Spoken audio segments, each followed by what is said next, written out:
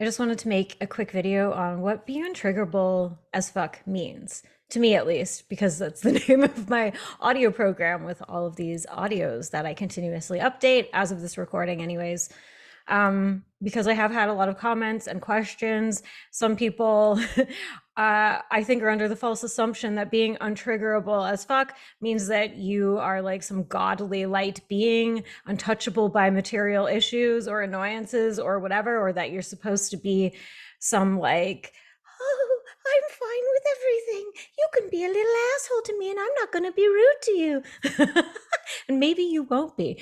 But the thing is, it doesn't, listening to my program, doing self work, period, doing whether it's tapping, hypnosis, breath work, deep somatic work, journaling, shadow work, whatever it is, isn't going to make you Gandhi, because Gandhi wasn't even Gandhi. Mother Teresa wasn't Mother Teresa. Do you know what I'm saying? Like, you're still a human being stuck in a human vessel with a personality type programmed and hardwired into it. So basically, what my idea of it is that you just get to master your patterns. You just become conscious of them, and they no longer have you in their chokehold. They're no longer driving from the back seat. And people who think that they've transcended the mortal coil or whatever, that they never get caught in any kind of, I'm never annoyed, I'm perfect, I'm kind, I do everything right all the time. They're lying to themselves. They're spiritually bypassing because that's what their personality type, probably their ego, is telling them they have to be like. This is what makes a person above the mortal coil. I'm a godly whatever. And it's like, certain types dissociate. Enneagram nines, nine fixers, they can often dissociate. So and then that can be seen as, oh, well, that person doesn't get upset by things. They must master their triggers. No, that's not what happens. You repress the triggers and they get pushed down and they make you fucking sick and they make you hold on to anger, and then it comes out reactively and then you feel bad about it after. So not being triggered doesn't mean dissociating or stuffing things down or being too good to be like frustrated or annoyed or whatever. It just means that you're no longer being controlled by your patterns and your traumas. And it's a process. It doesn't happen overnight. Like we have multiple levels of emotions and beliefs and triggers, like, and everyone's an individual, right? So we have like these regular human ass toxic emotions that we all feel, or to some degree or another, like guilt, shame, resentment, anger, sadness. Well, sadness isn't really toxic, but like when you hold on to it, can be where you like won't let go of shit. Spite, vengeance, like envy, jealousy, possessiveness, all of these different things, competition, like they show up in all these different realms. So like what being untriggerable means to me, and maybe it means something else to you, I don't care, but what it means to me is that you're consciously making choices and not going deep into your patterns. And it also means that you're catching yourself. So how my journey has played out is that when I started, getting my mindset coaching certification and learning about somatic work and all of these different things and Enneagram, was that I just started to become conscious of different patterns. And it didn't happen like suddenly I was just aware of every pattern. It happened on different scales because, sometimes you get triggered by this thing, sometimes you get into a thing of stress and then you're like, oh shit, I'm doing a pattern. So then you probably notice it after the fact, and then you start noticing it in the moment, and then you notice it sort of right before the moment, and that's when you get to make a choice. You get to make a different choice. And it doesn't mean that you won't be an asshole sometimes, or that you'll be perfect, or you'll be incapable of being hurt by another person, or feeling betrayed or deceived or anything like that.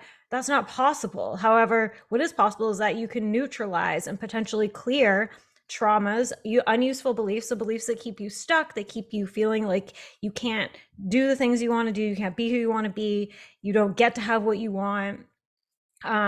Shit that has you kept in self-sabotaging cycles and hating yourself and hating other people and projecting, outsourcing or blaming or whatever. So yeah, to me, it's like being untriggerable means no longer being driven by the creep in the back seat. The creep in the back seat's not driving anymore.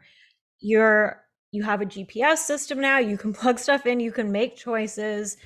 you know, and sometimes you're going to go down those dark paths and be like, oh crap, I did it. But you have the self-awareness to be like, that's what happened. That's what happened. I made that mean something about me. And, you know, your goal might be, well, I become untriggerable and then I'm better for my family. And that's noble. And I love that. And that's amazing. My goal is not that. My goal is like, I just become like a hyper conscious being of like my consciousness. And then I'm making choices. It doesn't mean I'm not going to be a little rat bastard sometimes. I don't care. And I did do releasing around guilt, and I gotta tell you, it's very powerful. So I will be uploading some guilt ones to my Untriggerable as Fuck program. So, you know, and yours might just be like, I don't want to feel like people are pressing into my boundaries. I also have a boundaries one on the way. Being able to say no, being able to be in your boundaries and just be like, you know what? No, I don't want to do that. No, I'm not doing that. So you're not going into these patterns of like disempowerment, blaming other people, or outsourcing. Outsourcing is a huge one for a lot of the population. Um, Outsourcing power, outsourcing information, outsourcing decisions. So there's all different ones that are already in my program, my private podcast, and I will be continuously adding to it. So multiple uploads every month. And I will be sending out an email soon, depending on when you see this, to the people who are already in it and the people who sign up, so that I can get feedback like, what are you struggling with? I want to wait till I have a certain number in though, and then I'm sending out the email. So if you want to be one of those people who gets an audio in the feed that's designed around your problem, as general as I can make it, then yeah, sign up now, because it's like at its lowest price right now. And yeah, like I'll also be adding ones for creatives, because the reason that I got trained in all of this shit, I didn't want to even do any of this stuff. Like I didn't actually want to be like a mindset coach or work with people. I did it because I was like, I am so fucking broken and unable to fix my patterns. And I'm constantly always angry and like resentful and pissed off at people and getting into all of these fights and dramas and whatever. Little petty feuds, as one of my exes called it. And it's not like I don't still have like these little things that go on in my life, but then I catch myself. I'm like, oh, this is what I'm engaging in. Do I choose to do this, or do I not choose to do this? Sometimes it's kind of fun to go chaos mode. So that's the benefit of doing all this, is that you can become self-aware and be like, you know what? I'm too good for this. I'm over this old pattern. It's in the rear view. And sometimes you're like, you know what? I'm just going to surrender to chaos and I don't care. But you'll actually be better at doing it. You'll be better at because you won't be as emotionally charged when you are surrendering to chaos. This might not really be an everybody issue though. This might just be a me issue.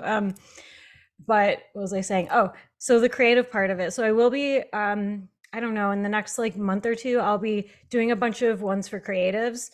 I was going to do it as a separate one, but I've just decided to put it all together.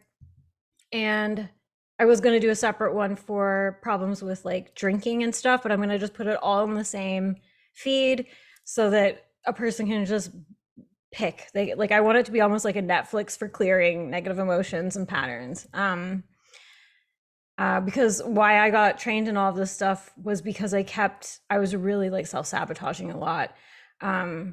And like I'm a writer and a cartoonist, and I make all of this stuff all the time, all over the place, but I kept getting into really, really toxic patterns, and I was unable to create. I wasn't able to finish anything. I was constantly procrastinating, and I was like constantly setting fire to projects over this, that, and the other thing.